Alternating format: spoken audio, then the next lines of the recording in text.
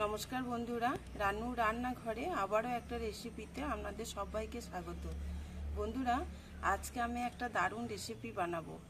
আপনারা খেয়েছেন কিনা জানি না, ওলের যে ডাঁটিগুলো হয়, ওলের যে গাছটা, সেই গাছটাকে আমি আজকে রান্না করব। তো আপনারা দেখুন আমি কিভাবে রান্না করছি। এইটা হচ্ছে সেই গাছটা, ওল গাছটা তুলে নিয়ে এসেছি। এই দেখুন,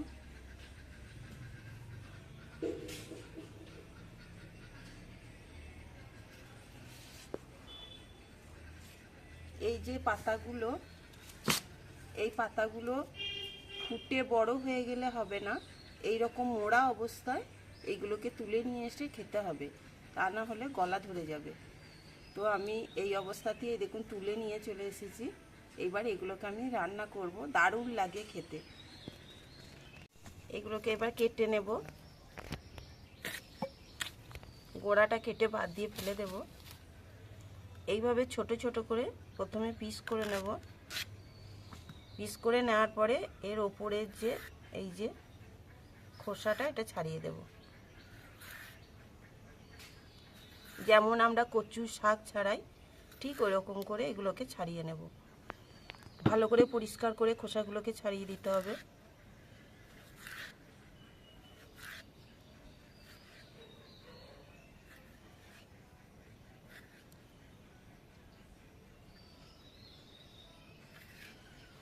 এইভাবে পুরো শাকটাকে ছাড়িয়ে নেব। এই দেখুন বন্ধুরা, আমি শাকটাকে কেটে ভালো করে ধুয়ে পরিষ্কার করে নিয়েছি।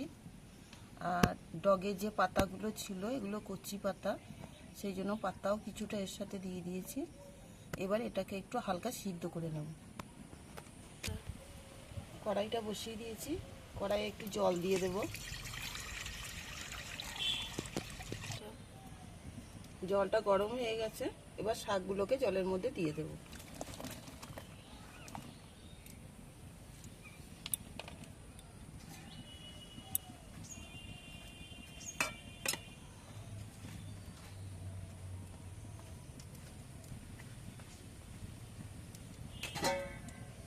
ঢাকনাটাকে দিয়ে সিদ্ধ করতে দেবো। খুব বেশি সিদ্ধ করব না, হাফ সিদ্ধ মতো করে নেব।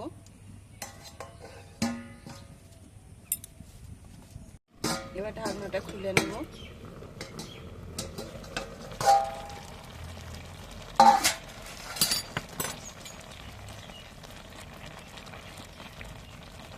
এই দেখুন বন্ধুরা, আমার হাফ সিদ্ধ হয়ে গেছে। এবার এটাকে নামিয়ে জল ঝরিয়ে নেব।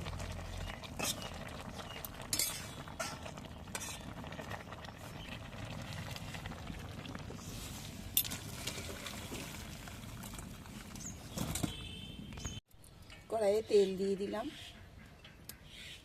বন্ধুরা, এই রান্নাটায় তেলটা একটু বেশি লাগে।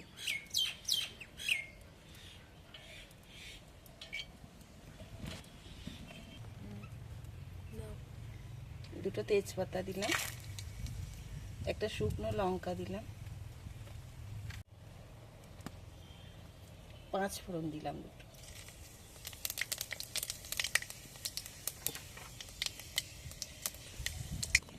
এইবার শাকটা দিয়ে দেবো।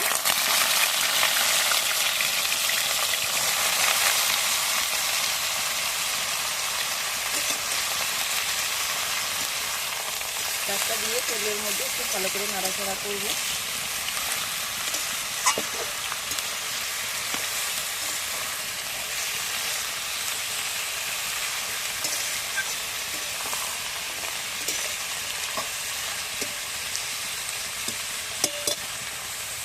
হলুদ দিয়ে দিলাম, পরিমাণ মতো লবণ দিলাম।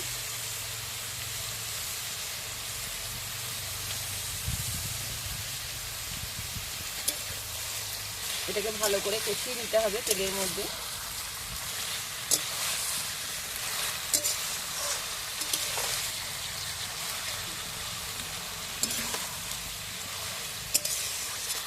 এই রান্নাটা একটু বন্ধুরা তেলটা বেশি লাগে।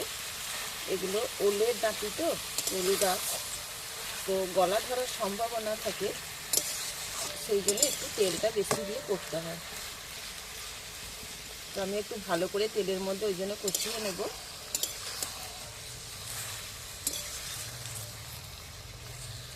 একটু কষিয়ে নিই ভালো করে। এবার এর মধ্যে দিয়ে দেবো মিষ্টিটা। বন্ধুরা, এটা একটু ঝাল ঝাল মিষ্টি মিষ্টি সব রকমই হবে, তাই একটু মিষ্টিটা দেবো।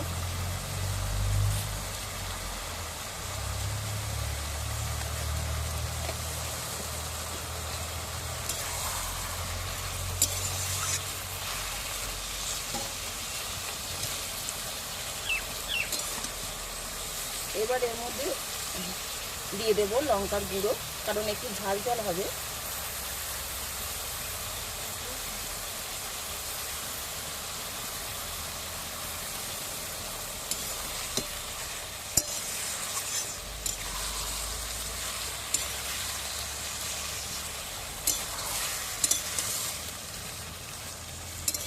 এর মধ্যে জল দেবো না, এই যে এর থেকে জল বেরিয়েছে এই জল দিয়ে এটাকে হাফ সিদ্ধ করা ছিল আগে। এইবার এই জলের মধ্যে এটা পুরো সিদ্ধ হবে। আমি একটু ঢাকা দিয়ে দিয়ে এটাকে সিদ্ধ করে নেব।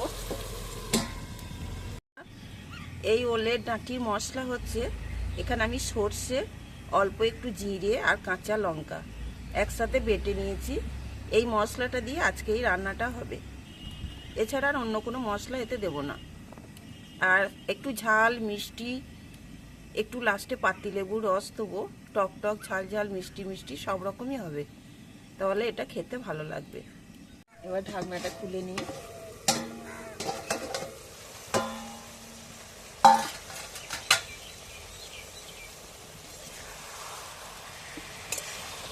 দেখুন বন্ধুরা, পুরো সিদ্ধ হয়ে গেছে। দেখুন পুরো সিদ্ধ হয়ে গেছে। এইবার আমি মশলাটা দেব। মশলাটা দিয়ে দিলাম।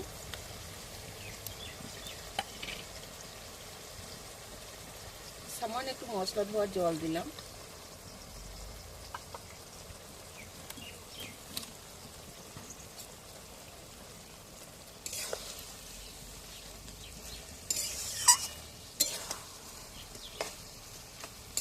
মশলাটা দিয়ে একটু ভালো করে নাড়াচাড়া করে শুকনো শুকনো করে নেব। এটা রস রস ভালো লাগবে না, একটু শুকনো শুকনো ভালো লাগবে।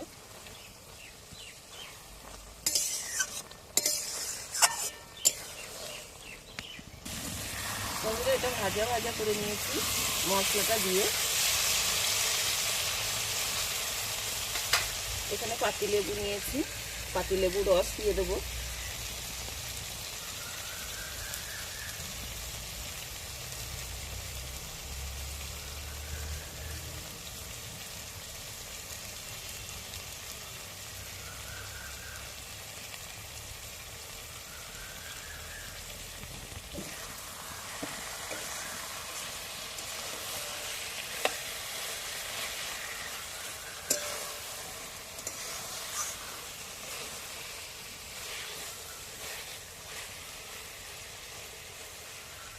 এটা আমার হয়ে গেছে, এবার আমি এটাকে নামিয়ে নেব।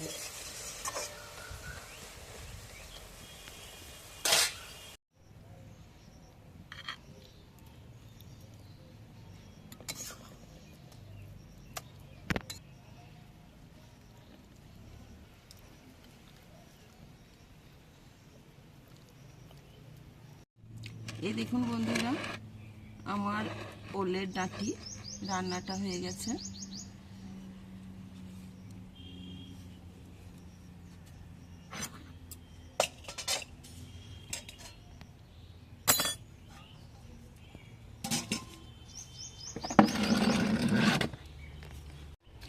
বন্ধুরা, আমি এই ওলের ডাঁটিগুলো কিনে আনিনি, আমাদের খামার বাড়িতে হয়েছিল, আমি সেখান থেকে তুলে নিয়ে এসেছি।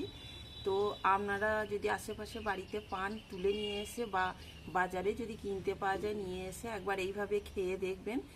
আমি এটা শুধু করেছি, আপনারা চাইলে এর সাথে সরু সরু করে আলু পটলও দিতে পারেন, খুব ভালো লাগবে খেতে। তো একবার খেয়ে দেখবেন, এইভাবে দারুণ লাগে খেতে ওলের এই ডাঁটি। তো বন্ধুরা, আজকে রাখলাম, আবার আসবো অন্য রেসিপি নিয়ে। ভালো থাকবেন, সুস্থ থাকবেন, নমস্কার।